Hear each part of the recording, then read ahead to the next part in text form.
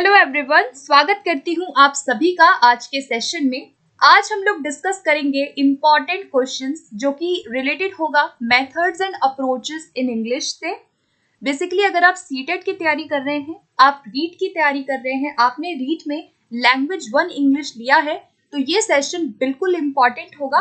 And इसके अलावा किसी भी स्टेट टेट की तैयारी आप कर रहे हैं जहां पर भी आपका पेडागोजी इंग्लिश में पूछा जाता है, तो आप सबके लिए ये सेशन बिल्कुल इम्पॉर्टेंट होगा। सो स्टार्ट करते हैं सेशन को। और अगर आपको इसकी पीडीएफ चाहिए या अगर आपको मुझसे कनेक्ट होना है तो आप टेलीग्राम ग्रुप ज्वाइन कर सकते हैं। इसके अलावा आप मुझे इंस्टाग्राम पर भी फॉलो कर सकते हैं। सभी का लिंक आपको इस वीडियो के कमेंट सेक्शन में और डिस्क्रिप्शन बॉक्स में मिल जाएगा। इसके अलावा अगर आपको अदर वीडियोस की प्लेलिस्ट चाहिए या आपको प्रैक्टिस सेट चाहिए तो उसका लिंक भी आपको डिस्क्रिप्शन में मिल जाएगा, चेकआउट जरूर करना। ओके, और स्टार्ट करते हैं हम आज के सेशन को। बिल्कुल हम लोग क्वेश्चन को समझेंगे और समझते हुए हम लोग चलेंगे, क्योंकि समझना इंपॉर्टेंट होता है। और रीट में अगर मैं लैंग्वेज 1 की बात करूं तो काफी सारे क्वेश्चन मेथड्स एंड अप्रोचेस से आपके आने वाले हैं। कम से कम 3 से 4 क्वेश्चन आपको देखने को मिलेंगे, तो बिल्कुल भी मिस मत करिए। ठीक है, स्टार्ट करते हैं फाइनली अब हम फर्स्ट क्वेश्चन से। ओके, सो फर्स्ट क्वेश्चन आता है, विच of the following statement is true? इनमें से कौन सा कथन जो है वो सही है? जो कथन आपको सही बताना है जो सही है। फर्स्ट है, language for communication only, English is not a skill subject, English as a second language in India, language text book should focus on ideas only. यहाँ पे आपसे पूछा गया है कौन सा स्टेटमेंट सही है। क्या लैंग्वेज केवल कम्युनिकेशन के लिए हम यूज करते हैं? तो ये गलत हो गया। लैंग्वेज के कई सारे फंक्शंस होते हैं, ठीक है, तो ओनली कम्युनिकेशन नहीं होगा। English language is not a skill subject, क्या इंग्लिश एक स्किल नहीं है? तो ये भी गलत है। इंग्लिश को हम स्किल से बहुत ज्यादा क्या करते हैं, रिलेट करते हैं। English as a second language in India, बिल्कुल सही स्टेटमेंट है ये वाला। और लैंग्वेज टेक्स्ट बुक जो है उसे सिर्फ और सिर्फ आइडियाज पे फोकस ओनली करना चाहिए, तो ये भी ओनली यहाँ पे दिया हुआ है। केवल और केवल विचारों पर नहीं करना चाहिए। इसके अलावा बहुत सारे एस्पेक्ट होते हैं लैंग्वेज के अंदर, तो यहाँ पर जो सही स्टेटमेंट होगा वो होगा ओनली सी। ठीक है, तो यहाँ पर ऑप्शन नंबर जो सी है वो हमारा बिल्कुल राइट आंसर इस क्वेश्चन के लिए बनेगा। ओके, तो फर्स्ट क्वेश्चन का आंसर क्या है? ऑप्शन नंबर सी है। अगला देखते हैं, Which of the following statements are incorrect? कौन सा यहाँ पे कथन जो है वो गलत है? ठीक है, तो देख लेते हैं। Communicative approach develops accuracy, appropriacy and fluency. A course aims at teaching language content. The grammar translation method develops oral communication skills in learners. या फिर all of the above. तो यहाँ पर देखो क्या कहा गया कि जो गलत है, तो यहाँ पर ऑप्शन नंबर सी इसका राइट आंसर बनेगा। यानी कि जो जीटीएम है इसमें कहा गया कि वो ओरल कम्युनिकेशन स्किल को डेवलप करता है, तो ये बात गलत है। जीटीएम का बेसिकली जो मेन फोकस होता है वो ओरल पे ना होकर के रिटन एंड कहीं ना कहीं रीडिंग पे होता है। यानी कि जो रीडिंग प्लस जो आपका राइटिंग एंड रीडिंग है उस पर बहुत फोकस जीटीएम करता है। इसके अलावा रूल्स की बात जीटीएम करता है, फॉर्म की बात जीटीएम करता है। जीटीएम में हम ट्रांसलेट करते हुए सिखाते हैं, मदर टंग में जीटीएम में सिखाया जाता है। ग्रामर को डिडक्टिव एक तरीका होता है सिखाने का। इसके अलावा ओल्डेस्ट मेथड है, ठीक है, क्लासिकल मेथड है, यूनिट ऑफ टीचिंग वर्ड है। ठीक है, ये सब आपको याद रखना है। ओरल पे बहुत कम फोकस जीटीएम करता है। नेक्स्ट क्वेश्चन पे चलते हैं।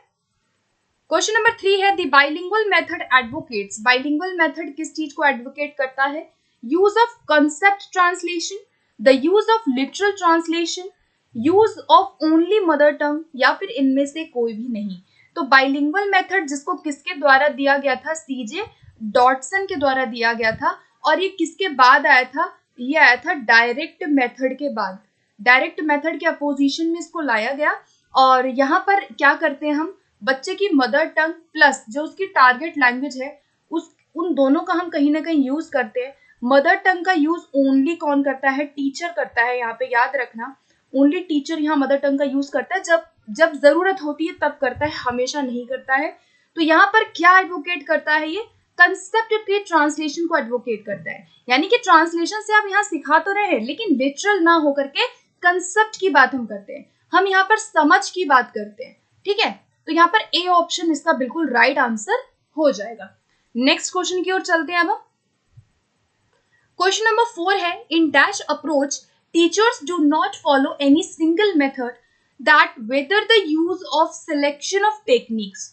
यहाँ पे बताना है कि कौन सा अप्रोच है जहां पर टीचर कोई एक सिंगल मेथड को फॉलो ना करके बहुत सारी वेरियस टेक्निक्स को क्या करता है, यूज करता है एंड सिलेक्ट करता है। तो ये कौन सी अप्रोच होगी? कम्युनिकेटिव है, इक्लेक्टिक है, स्ट्रक्चरल है या लेक्सिकल अप्रोच है? So right answer will be option number B. Eclectic approach की कैरेक्टरिस्टिक होती है ये, जहां पर टीचर कोई एक सिंगल मेथड को फॉलो ना करते हुए different different techniques and approaches को वो सिलेक्ट करता है according to the needs of learners, ठीक है। तो उसे हम इक्लेक्टिक अप्रोच कहते हैं। ओके, कम्युनिकेटिव अप्रोच क्या है, जिसको डेल हाइमस ने दिया था, ये आप याद रखिएगा। एंड इसमें हम यूज पे फोकस कर रहे हैं, मीनिंग पे फोकस कर रहे हैं, मतलब कि बहुत सारी चीजें आ जाती है। और जुडिशरी यूज होता है मदर टंग का, टारगेट लैंग्वेज का ज्यादा यूज किया जाता है। इसके अलावा बहुत सारे लैंग्वेज गेम्स हैं, इंफॉर्मेशन गैप एक्टिविटीज है, बहुत सारी चीजें हैं, ठीक है। स्ट्रक्चरल अप्रोच में हम क्या करते हैं, सिलेक्शन एंड एक होता है ग्रेडेशन। ये एक प्रिंसिपल है लैंग्वेज का, selection and gradation of language को हम किस अप्रोच में यूज करते हैं, स्ट्रक्चरल में यूज करते हैं। और लेक्सिकल अप्रोच क्या होता है, जहां पर आप वर्ड्स के कॉम्बिनेशन से सिखाते हो, ठीक है, वर्ड्स के कॉम्बिनेशन या फिर जिसको हम चंक्स कहते हैं, ठीक है, वर्ड चंक्स से सिखाया जाता है लेक्सिकल अप्रोच में। लेक्सिकल का मतलब होता है जो मीनिंगफुल वर्ड्स होते हैं, ठीक है। लेक्सिकल का मतलब ये है कि जो वर्ड से रिलेटेड होते हैं, जो मीनिंगफुल वर्ड है।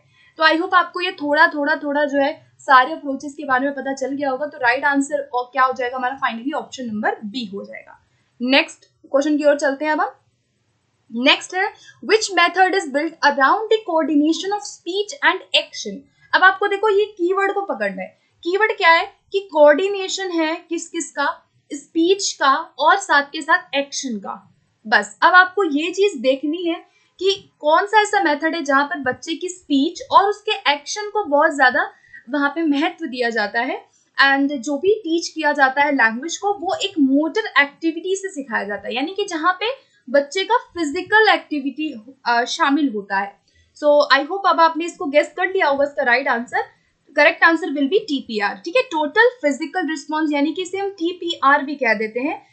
जो किसने दिया था, जेम्स ने दिया था, जेम्स एशर ने, ठीक है, जेम्स एशर ने इसको डेवलप किया था। जहां पर जो छोटे छोटे लर्नर्स हैं, जो छोटे प्री प्राइमरी में जो बच्चे होते हैं या जो जूनियर लेवल पे होते हैं, उनको टीचर क्या करता है, जैसे जैसे टीचर करता है बच्चे उसको देख के क्या करते हैं, वैसा वैसा ही कमांड उस पे क्या करते हैं, बोलते हैं एंड उस पे वो कमांड करते हैं। यानी कि टीचर को देख करके बच्चा फिजिकली यहाँ पे अपने बॉडी को मूव करता है, यानी कि यहाँ पे बच्चा इमिटेट कर रहा है, ठीक है। तो ये क्या है, टोटल फिजिकल रिस्पॉन्स। साइलेंट वेक को क्या होता है, साइलेंट वेक मेथड है जहां पर जो टीचर है वो मोस्ट ऑफ द टाइम चुप रहता है, लेकिन जो बच्चे हैं वो बहुत ज्यादा एक्टिव रोल प्ले करते हैं साइलेंट वे मेथड में। कम्युनिटी लैंग्वेज लर्निंग भी आपका CLL होता है, जहाँ पे बच्चा कम्युनिटी में जाकर के सीखता है, कम्युनिटी मेंबर, जो जहाँ पे हमारे एक समाज है वहां जाके बच्चा लर्निंग कर रहा है, इंग्लिश को सीख रहा है। तो ये आपका CLL होता है। और बाइलिंगुअल तो आपको पता ही है, डॉटसन के द्वारा दिया गया था, ठीक है। तो आई होप आपको क्लियर हो गया होगा। चलिए अगले प्रश्न की ओर चलते हैं, क्वेश्चन नंबर 6 की ओर। ओके, 6 क्वेश्चन है, in which of the following approach the language learning and communication are not grammar or some other unit of planning but it is words and words combinations. कौन सा approach है, यहाँ पे देखो ध्यान से आपको समझना है कि क्या कहा गया है। कहा यह गया है कि कौन सा अप्रोच है जहां पर जो लैंग्वेज लर्निंग है और जो कम्युनिकेशन है वो ग्रामर ना होकर के, कोई यूनिट ना होकर के, वर्ड्स और उसके कॉम्बिनेशन से रिलेटेड होता है। तो अभी थोड़ी देर पहले मैंने इससे रिलेटेड एक क्वेश्चन डिस्कस किया था, जहां पे मैंने वर्ड्स की बात की थी कि कौन सी अप्रोच में हम वर्ड्स से सिखाते हैं, वर्ड के चंक्स से सिखाते हैं। तो बिल्कुल यहाँ पे राइट आंसर क्या बनेगा, लेक्सिकल अप्रोच बनेगा। लेक्सिकल अप्रोच में आप ग्रामर की तरह ना सिखाकर, यूनिट की तरह ना सिखा करके, शब्दों को और शब्दों के कॉम्बिनेशन से, जिसको हम चंक भी कहते हैं, चंक्स से हम इनको बच्चों को सिखाते हैं। मतलब कि मान लीजिए आप कोई चीज रीड करा रहे हैं या कोई भी चीज आप वर्ड सिखा रहे हैं, तो आप उसको पार्ट्स में वर्ड्स को तोड़ के, छोटे छोटे एक बड़े वर्ड को छोटे पार्ट में तोड़ के आप उनको सिखा सकते हैं। तो वो एक लेक्सिकल अप्रोच हो जाएगा, ठीक है। सो यहाँ पर option number D will be right answer. अगला क्वेश्चन देखते हैं। The principle of teaching English of grammar translation method is. भाई जीटीएम का प्रिंसिपल पूछा गया है। जीटीएम का प्रिंसिपल क्या होता है? English words and phrases can be best, a strong emphasis on oral work, interpreted through translation into mother tongue, या फिर avoidance of grammatical explanation। कौन सा यहाँ पर जो एक प्रिंसिपल होता है जीटीएम का वो आपको बताना है। आपको समझ आ गया होगा कि क्या पूछा गया है। यहाँ पर हम क्या करते हैं, हम ट्रांसलेट करते हैं उसकी मदर टंग में। बिल्कुल मदर टंग क्या होता है, बहुत ज्यादा जीटीएम में यूज किया जाता है, डोमिनेट करता है मदर टंग। मदर टंग का बहुत यूज हम करते हैं, बच्चे की जो फर्स्ट लैंग्वेज है उसको हम ज्यादा यूज करते हैं जीटीएम के अंदर, और वहां पे हम कहीं ना कहीं ट्रांसलेशन के थ्रू सिखाते हैं। ओरल वर्क नहीं होता है, वर्ड्स फ्रेजेस की बात हम बाद में करते हैं। तो यहाँ पे सी इसका राइट आंसर हमारा हो जाएगा। अगला क्वेश्चन देखते हैं। Advantage of direct method of teaching of foreign languages. भाई डायरेक्ट मेथड का एडवांटेज बताना है, क्या लाभ होता है। फ्लुएंसी इन स्पीच, क्या बच्चे की फ्लुएंसी आ जाती है बोलने में। इम्प्रूव्ड प्रोनाउंसिएशन, उसके जो उच्चारण है वो अच्छा हो जाता है। नेचुरल मेथड होता है डायरेक्ट मेथड, या फिर ये सभी जो है वो राइट है। तो यहाँ पर ऑल ऑफ दीज के साथ हम जाएंगे। बिल्कुल इसको हम नेचुरल मेथड कहते हैं। इसके अलावा इसको हम क्या कहते हैं, फोनिक मेथड कहते हैं। इसको हम एंटी ग्रामेटिकल मेथड कहते हैं, ठीक है। इसके अलावा फोनेटिक मेथड भी इसे हम कहते हैं, नेचुरल मेथड भी कहते हैं। स्पीच पे फोकस किया जाता है, बच्चे के जो ओरल एस्पेक्ट है उस पर बहुत ज्यादा फोकस हम करते हैं यहाँ पर। टेक्स्ट बुक का यूज यहाँ पे हम बिल्कुल भी बच्चे के लर्निंग में हम नहीं करते हैं, ठीक है। बच्चों को जो भी सिखाना होता है टीचर एक्शन के थ्रू, कोई रील या ऑब्जेक्ट के थ्रू या एक्टिविटी के थ्रू, यहाँ पे डायरेक्ट मेथड में टीचर टीच करता है। चलिए नेक्स्ट क्वेश्चन की ओर चलते हैं। अब हम नेक्स्ट आता है, English communication skills are neglected in. भाई इंग्लिश कम्युनिकेशन स्किल्स किस मेथड में नेग्लेक्ट किया जाता है?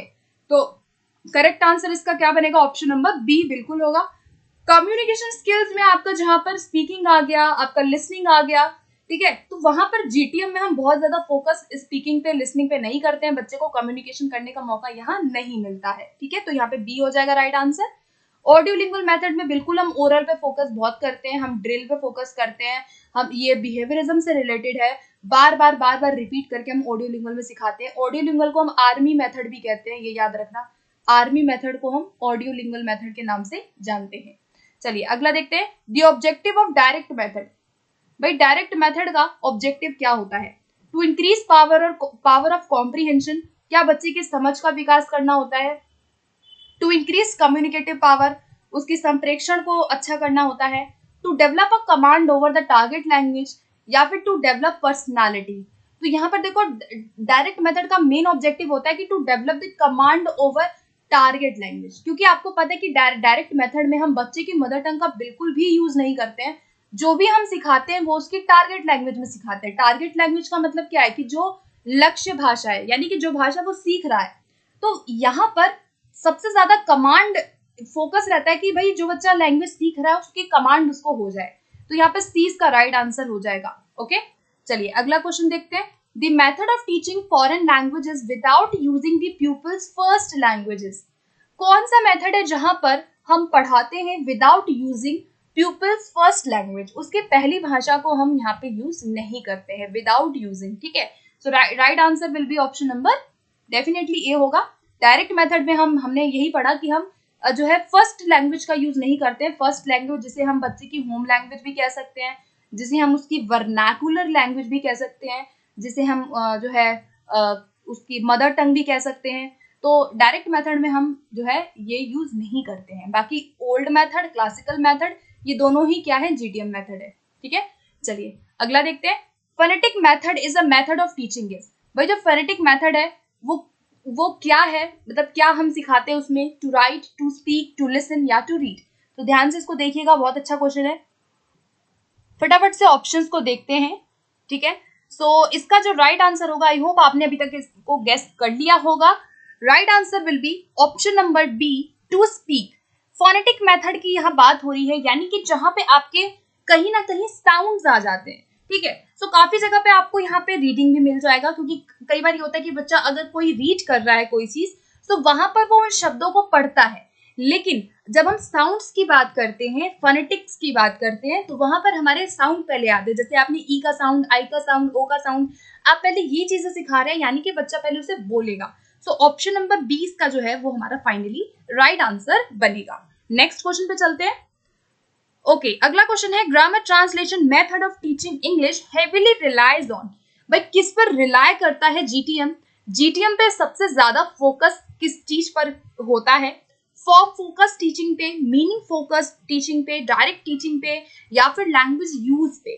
तो जीटीएम की जब हम बात करते हैं तो यूज तो बिल्कुल भी नहीं आएगा कि आप यूज करवा रहे हैं लैंग्वेज को, या आप डायरेक्ट टीचिंग करा रहे हैं, या मीनिंग पे आप फोकस कर रहे हैं। हमारा फोकस किस पे होता है? फॉर्म पे। यानी कि जहां पे बच्चा रूल की बात कर रहा है, जहां पे बच्चा स्ट्रक्चर्स की बात कर रहा है, जहां पे फॉर्म्स की बात हम कर रहे हैं, तो यहाँ पे ए ऑप्शन इसका फाइनली राइट आंसर होगा। अगला क्वेश्चन देखते हैं। The direct method emphasizes the value of dash training in learning a foreign language. भाई डायरेक्ट मेथड से फिर एक और क्वेश्चन है, यहाँ पर कौन से एस्पेक्ट पे फोकस किया जाता है?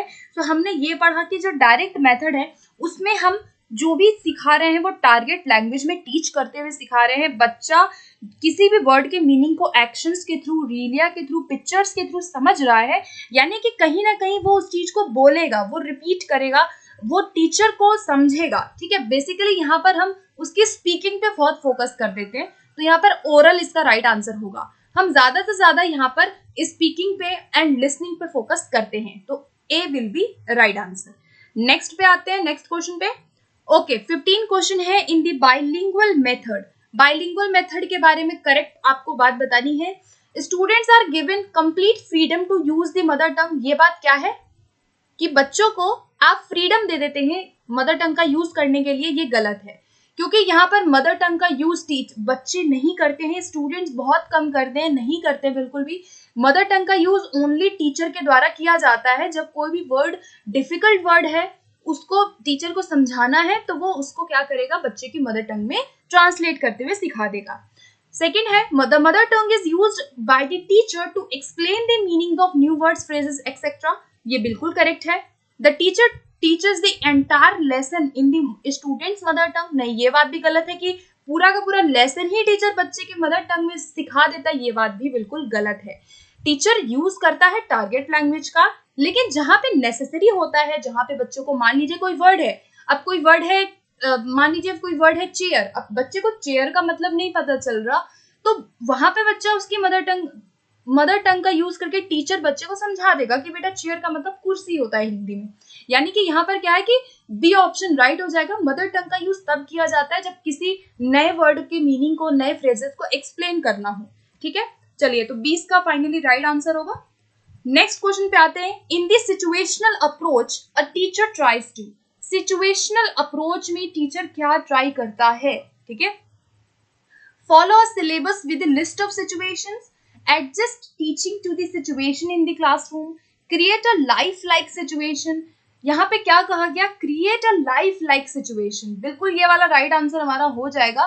ठीक है, जब भी टीचर को कोई चीज सिखाना है सिचुएशनल अप्रोच में, वहां पे वो उसकी ऐसी सिचुएशन क्रिएट करता है जहां पे बच्चे उस चीज को ज्यादा इजिली समझ पाते हैं। कॉन्टेक्चुअलाइजेशन यहाँ पे होता है। ठीक है, तो यहाँ पर सी ऑप्शन इस क्वेश्चन का बिल्कुल राइट आंसर होगा। अगला देखते हैं, नेक्स्ट क्वेश्चन। नेक्स्ट है alphabetic method is also known as. Alphabetic method को हम और एक किस मेथड के नाम से जानते हैं? इसको हम एबीसी मेथड भी कहते हैं। ठीक है, अगर आएगा कि इंग्लिश में एबीसी मेथड क्या है, तो एबीसी मेथड को हम अल्फाबेटिक मेथड कहते हैं। बेसिकली ये ग्रीक लोगों के द्वारा स्टार्ट किया गया था। जो ग्रीक एंड जो रोमन्स थे वो इस मेथड को लेकर के आए, और अल्फाबेटिक मेथड में हम इसको और किस नाम से जानते हैं? Word method, syllabic method, spelling method, या फिर फ्रेज मेथड। तो यहाँ पर एक तो इसको एबीसी मेथड कहते हैं और दूसरा इसे हम स्पेलिंग मेथड कहते हैं। तो इसका सी आंसर बिल्कुल राइट हो जाएगा। जैसे मान लीजिए आपको कोई चीज सिखाना है, आपको एप्पल सिखाना है, तो आप यहाँ पे उसके स्पेलिंग को सिखाएंगे। आप यहाँ पे एप्पल को अलग अलग जोड़ते हुए आप इसको सिखाएंगे, APPLE, यानी कि कहीं ना कहीं अल्फाबेट्स में आपका स्पेलिंग यहाँ पे शामिल हो जाता है। ठीक है, तो यहाँ पे सी इसका बिल्कुल राइट आंसर हो जाएगा। अगला देखते हैं, नेक्स्ट क्वेश्चन। नेक्स्ट आता है the structural approach advocates. Structural approach जो है जिसे हम ओरल अप्रोच भी कहते हैं, ठीक है। एक आपका आता है ओरल अप्रोच, तो याद रखना स्ट्रक्चरल अप्रोच को हम ओरल अप्रोच भी कहते हैं, जहां पे हम स्पीच पे, ओरल पे, ड्रिल पे और selection and gradation of items पे बहुत फोकस करते हैं, ठीक है। तो यहाँ पर क्या होगा, स्ट्रक्चरल अप्रोच में हम मदर टंग का यूज करते हैं, तो ये ऐसे जरूरी नहीं है, हम टारगेट लैंग्वेज का यूज यहाँ करते हैं।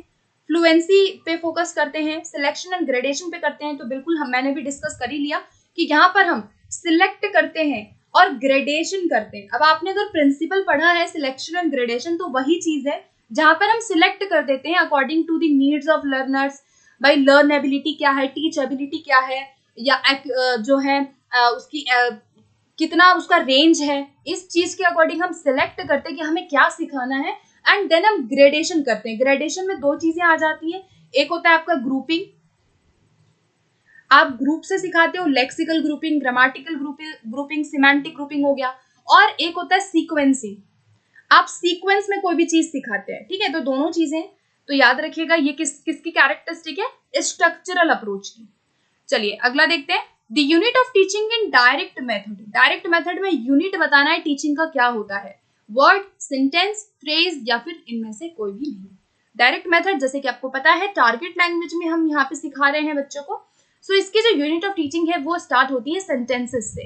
तो यहाँ पे सेंटेंस से हम कहाँ जाते हैं, सेंटेंस से हम वर्ड की तरफ जब हम जाएंगे तो ये डायरेक्ट मेथड है, और वर्ड से जब हम सेंटेंस की तरफ जाते हैं तो ये हमारा क्या है, जीटीएम है। तो अगर आपसे जीटीएम की यूनिट पूछेगा तो वो आपका वर्ड हो जाएगा, और अगर आपसे डायरेक्ट मेथड की यूनिट पूछेगा तो सेंटेंस होता है। तो यहाँ पर 20 का बिल्कुल राइट आंसर हमारा फाइनली होगा। चलते हैं अब आज के लास्ट क्वेश्चन की तरफ, ठीक है। 20 क्वेश्चन है, which approach does the teacher introduce the new words incidentally. Incident तरीके से कहाँ पे किस अप्रोच में टीचर यूज करता है वर्ड्स को सिखाने में, तो बिल्कुल इंसिडेंट पूछा गया है, ठीक है। इंसिडेंटली का मतलब है कि जब आप सिचुएशन क्रिएट कर रहे हैं कहीं ना कहीं, तो ये आपका सिचुएशनल अप्रोच बिल्कुल हो जाएगा।